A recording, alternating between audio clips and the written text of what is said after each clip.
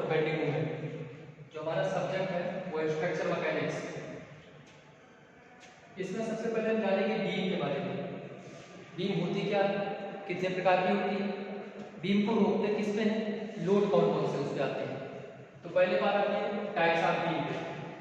Beam हमारा 5 प्रकार का होता है, यानी कि जो टाइप्स होते हैं उससे वो 5 टाइप्स होते हैं। पहली बीमारी सिंपली सपोर्टेड होती है।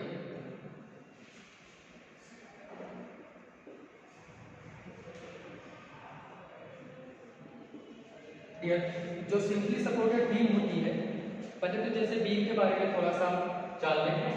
बीम हमारा हॉरिजॉन्टल स्ट्रक्चरल मेंबर होता है जिस पर ट्रांसवर्स लोड आता है। जो ट्रांसवर्स लोड होता है, एक्सिस के परपेंडिकुलर जो लोड आते हैं उन्हें हम ट्रांसवर्स लोड कहते हैं। जैसे आप ये देख रहे होंगे, इसको हम ट्रांसवर्स लोड कहते हैं। बीम पर जो लोडिंग आती है वो ट्रांसवर्स होता है। और अगर जो थोड़ा सा कॉलम के बारे में देख लेते हैं, तो कॉलम पर हमेशा एक्सियल फोर्स आती है। उसके अक्ष पर यानी एक्सिस पर ही हमारे सारे फोर्स एक्ट करते हैं। जैसे जो हमारा फोर्स एक्सिस पर ही लगे उसको हम क्या कहते हैं, एक्सियल फोर्स। और अगर जो इस एक्सिस से ये फोर्स थोड़े से हट के किसी डिस्टेंस पे आकर के लगेगा, तो जो इसकी दूरी होती है उसको बोलते हैं इसेंट्रिक ई, और इसको बोलते हैं इसेंट्रिक लोड। इसेंट्रिक लोड ये बीम और कॉलम में बेसिकली डिफरेंस होता है।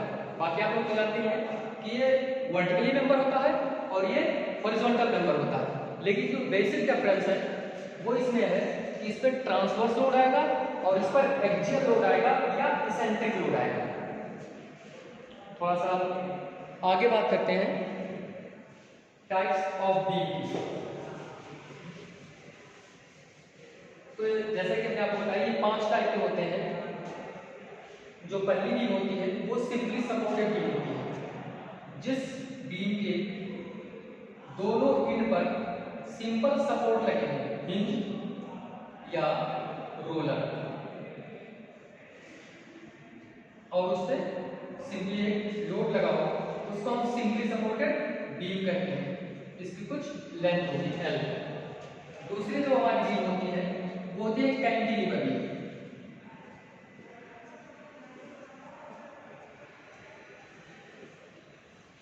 कैंटिलीवर बीम का अगर हम प्रैक्टिकल एग्जांपल दें तो छज्जा या फिर जो घरों में टाट जो डाले जाते हैं, इन्हें हम कैंटिलीवर बीम कह सकते हैं। यानी कि एक साइड ये फिक्स होते हैं, वन साइड ये फिक्स होते हैं और दूसरे साइड ये फ्री होते हैं।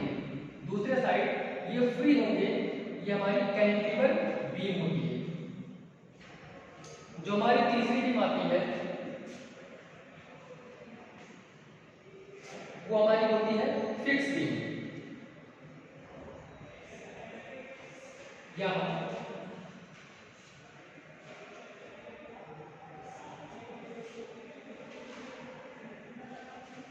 जो दोनों साइड से फिक्स हो, जनरली जितने भी स्ट्रक्चर में हम यूज करते हैं हम फिक्स बीम का ही डिजाइन करते हैं। हम फिक्स बीम को ही बनाते हैं। जो दोनों साइड दीवार में फिक्स हो, आबद्ध हो, उसे हम फिक्स बीम कहते हैं। इसकी कुछ लंबाई L होगी। जो हमारी चौथी बीम आती है यह आपकी फिक्स बीम।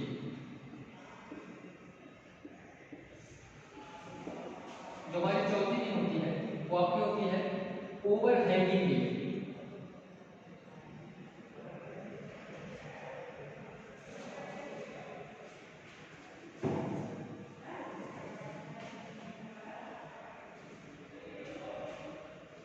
जैसे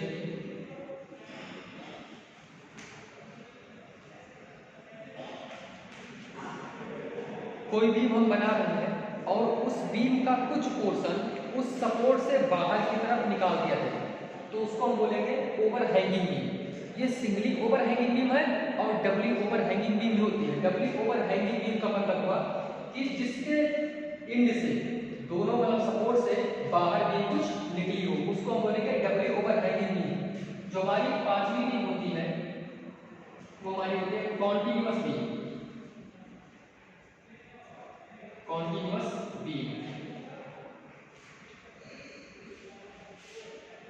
कॉन्टिन्यूअस हमारी वो बीम होती है जिसपे 2 से ज़्यादा सपोर्ट लगे होते हैं। जैसे में कोई ऑडिटोरियम या फिर बड़ा मतलब मीटिंग के लिए कोई हॉल बनाना हो तो वहाँ पर हम कॉन्टिन्यूअस बीम को प्रोवाइड करते हैं, वहाँ पर मतलब नंबर ऑफ सपोर्ट को हम बढ़ा देते हैं। तो जब 2 से ज़्यादा सपोर्ट हम प्रोवाइड करते हैं तो हमारी होती है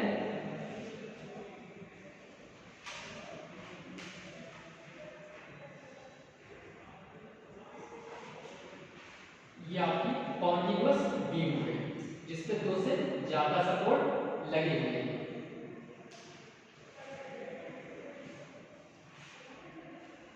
ये तो टाइप्स ऑफ बीम हो गया आपका, जो कि आप बीम के बारे में थोड़ा देख लिए। अब हम जानते हैं कि जैसे हमने बीम को तो जाना, लेकिन ये जो फिक्स सपोर्ट है या फिर रोलर सपोर्ट है या हिंज सपोर्ट है, तो बीम को रोकते किस पे हैं। अब हम टाइप्स ऑफ सपोर्ट की बात करेंगे और सपोर्ट के बाद में हम लोड के बारे में जानेंगे। लोड के बारे में जानने के बाद में शियर फोर्स और बेंडिंग मोमेंट उसमें कैसे आता है ये हम ड्रॉ करेंगे। तो अब हम देखते हैं types of support.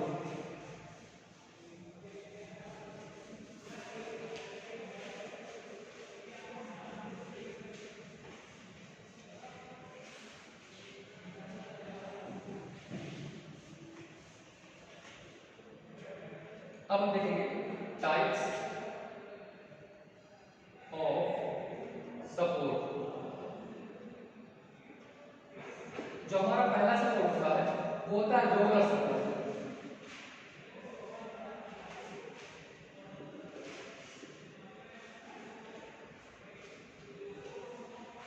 Roller support हमारा वो सपोर्ट होता है जो हॉरिजॉन्टल डायरेक्शन में तो उसका मूवमेंट हो सकता है, हॉरिजॉन्टल डायरेक्शन में उसका मूवमेंट हो सकता है, बट वर्टिकली वो फिक्स्ड होता है। वर्टिकली डायरेक्शन में उसमें कोई भी डिस्प्लेसमेंट नहीं हो सकता है। तो आपको पता होगा कि जिसमें अगर जो जैसे ये हमारा सरफेस है और ये सपोर्ट है, तो सरफेस के परपेंडिकुलर एक रिएक्शन आता है, रिएक्शन फोर्स आता है। क्योंकि अगर जो कोई बॉडी, जैसे ये कोई बॉडी है, अगर जो इसे हम सरफेस पे रखते हैं, जैसे ये सरफेस पे रखा हुआ है, मान लीजिए ये बॉडी है और ये सरफेस पे रखा है, तो इस बॉडी का कुछ वेट होगा, इस बॉडी का कुछ वेट होगा जो इस सरफेस पे लग रहा होगा। अगर जो हम इसके FBD की बात करते हैं, फ्री बॉडी डायग्राम की बात करते हैं, जो कि आपने मैकेनिक्स में पढ़ा होगा, FBD की बात करते हैं, तो बॉडी हमारे कुछ सरफेस पे फोर्स लगा रही होगी। जैसे कि हमारा सरफेस हो गया, तो ये जो बॉडी होगी इस सरफेस पे कुछ फोर्स लगा रही होगी अपने वेट के इक्वल, और जो हमारा सरफेस होगा इस बॉडी पर कुछ फोर्स लगा रहा होगा इसके वेट के इक्वल। तो जो हमारा ये रिएक्शन होता है ये बॉडी के वेट के इक्वलिटी मानते हैं इसको। तो यही हमारा रिएक्शन आर यहाँ पे लगता है सरफेस पे परपेंडिकुलर। बाकी रोलर सपोर्ट हम प्रोवाइड करते हैं जैसे ब्रिज होते हैं जहां पर एक्सपेंशन होता है।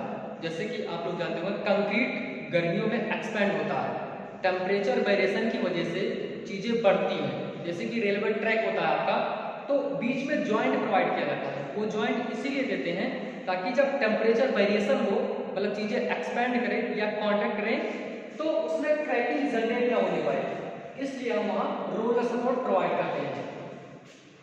अगर जो हम दूसरे सपोर्ट की बात करें तो हमारा दूसरा सपोर्ट होता है हिंज सपोर्ट।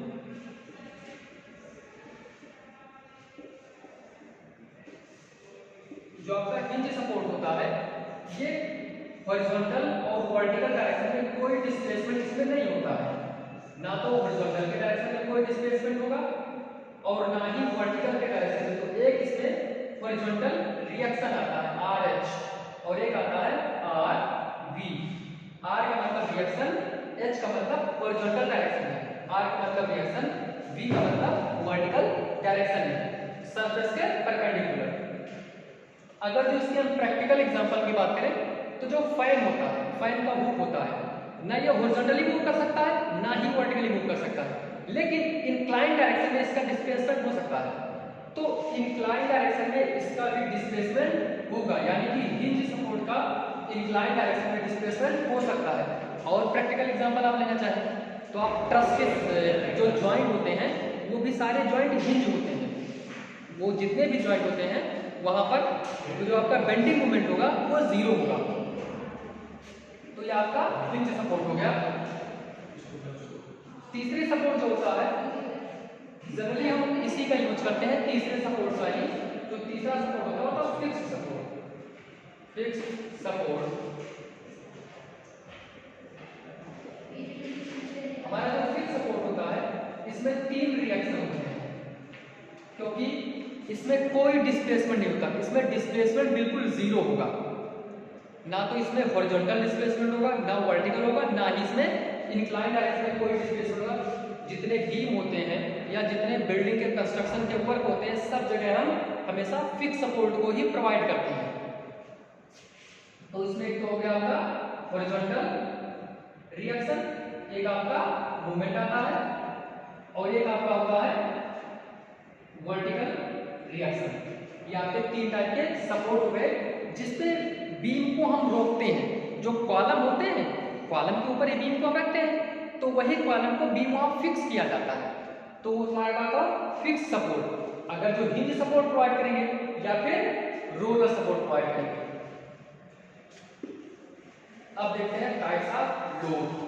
3 टाइप के हमारे लोड होते हैं। पहला लोड हमारा होता है पॉइंट लोड, दूसरा लोड होगा यूनियल लोड, यूनिफॉर्मली डिस्ट्रीब्यूटेड लोड, और जो तीसरा होता है वो यूनिफॉर्मली बेयरिंग लोड होता है। फिक्स सपोर्ट की अगर आप प्रैक्टिकल बात करेंगे तो जितने भी बीम स्ट्रक्चर में प्रोवाइड होते हैं सब फिक्स ही होते हैं, कोई भी नहीं होता। और हिंज की बात करें तो जो आपके ट्रस होते हैं, जितने जॉइंट होते हैं वहां पर, वो सब क्या है, हिंज है और फैन का हुक है। क्यों? क्योंकि ना इसका हॉरिजॉन्टल डायरेक्शन में डिस्प्लेसमेंट होगा और ना ही वर्टिकल के डायरेक्शन में, बट इंक्लाइंड डायरेक्शन में होगा। तो बात करते हैं टाइप्स ऑफ लोड की। Types of load. जो पहला लोड होता है भाई वो होता है आपका पॉइंट लोड। पॉइंट लोड होता है पर्टिकुलर जो एक पॉइंट पे, जैसे ये डस्टर आपको दिख रहा होगा, इस डस्टर पे हमने यहाँ पर एक पॉइंट मतलब पॉइंट लोड लगा। जैसे मार्कर हम रख रहे हैं, हमारा क्या है, पॉइंट लोड है। किसी सरफेस पे हम खड़े हैं तो हमारा क्या हो गया, पॉइंट लोड हो गया। जो फैन आपका छत से नीचे लटक रहा है वो आपका पॉइंट लोड हो गया। या पर्टिकुलर जब हम किसी चीज को धक्का देते हैं अपने हाथ से तो एक ही पॉइंट पर जो फोर्स लगाया जाए उसे हम पॉइंट लोड कहते हैं। तो जो एक ही बिंदु पर मतलब एक्ट करे, एक ही पॉइंट पर लगे, वो तुम्हारा कौन सा लोड होगा, पॉइंट लोड होगा, W। दूसरा लोड आपका होगा यूडियल लोड, यूनिफॉर्मली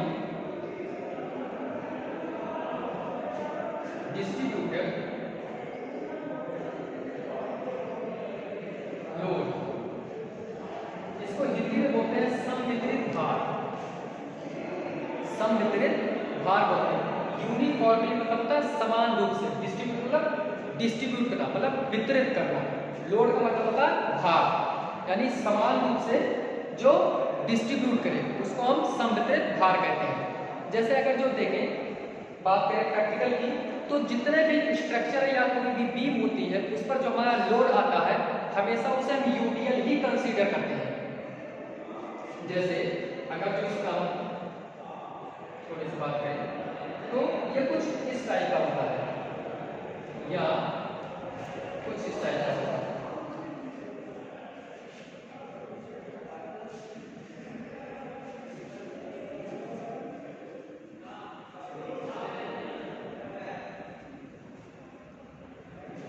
W पर मीटर, W पर मीटर जो इसकी इंटेंसिटी होती है। अब इसकी इंटेंसिटी कैसे देखते हैं, देखो कहने का मतलब अगर जो 1 किलो न्यूटन का भार, इस W की वैल्यू हमने 1 किलो न्यूटन मान ली है। जो ये W की वैल्यू है वो 1 किलो न्यूटन मान रही है, तो 1 किलो न्यूटन का भार अगर जो इस पॉइंट पर लगा है तो इस भी पॉइंट पर 1 किलो न्यूटन का ही लगेगा। यानी कि इस बीम में दुनिया में कोई भी जो बॉडी हमारी बनती है वो छोटे छोटे पार्टिकलों से मिलकर बनती है, और हम ये मानते हैं कि जितने भी इसमें पार्टिकल होंगे उन सब पार्टिकल पे 1 ही किलो न्यूटन का फोर्स लगता हुआ चला जाएगा। यानी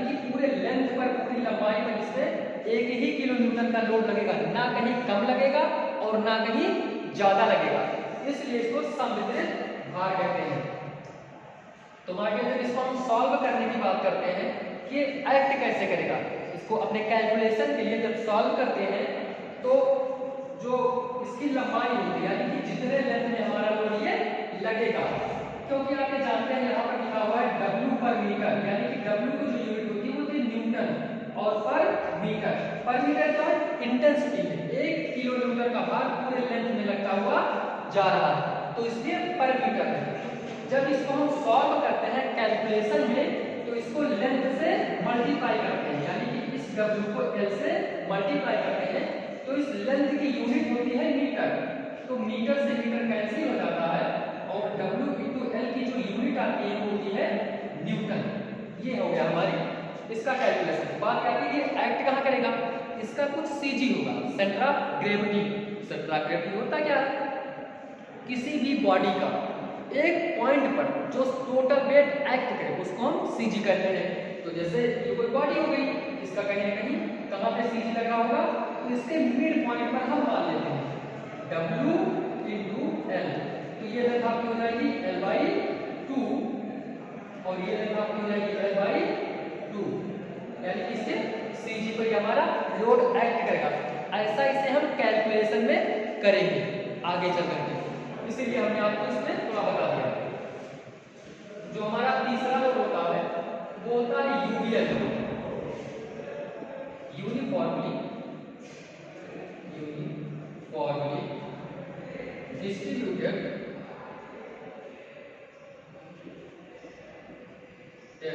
लोड। इसमें यूनिफॉर्मली बैरिंग लोड, यहाँ पर हो गया, यहाँ पर जो होगा वो बैरिंग होगा, ये बैरी करता है। जैसे प्रैक्टिकल एग्जांपल भी लेते हैं,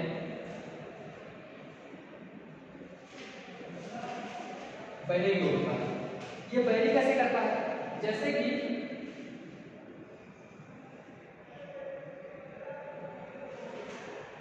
ये कुछ इसका लोड होता है,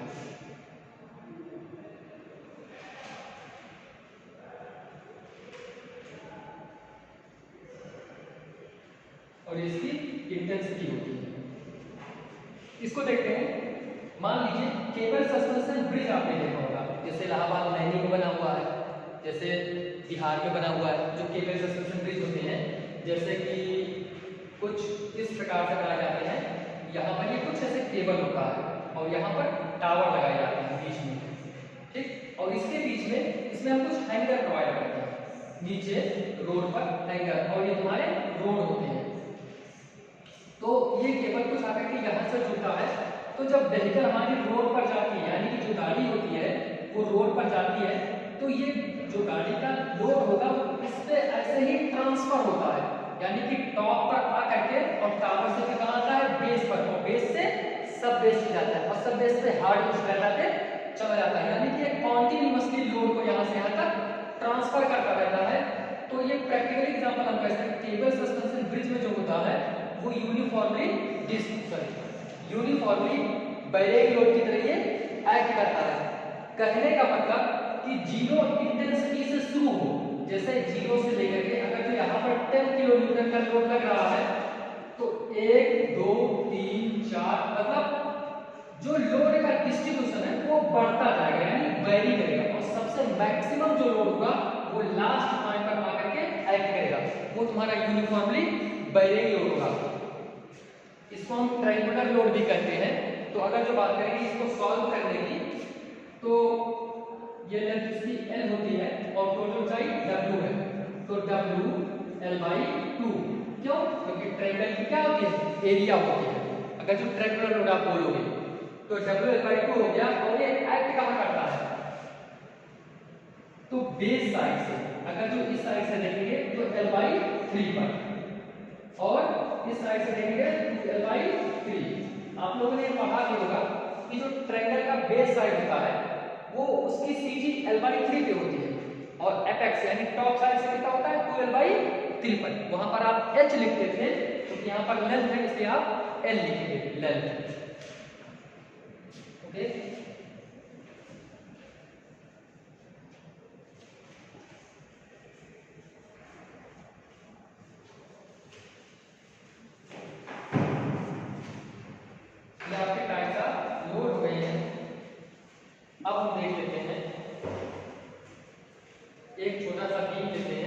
जिसका हम रिएक्शन निकालेंगे और शियर फोर्स और बेंडिंग मोमेंट डायग्राम बनाएंगे।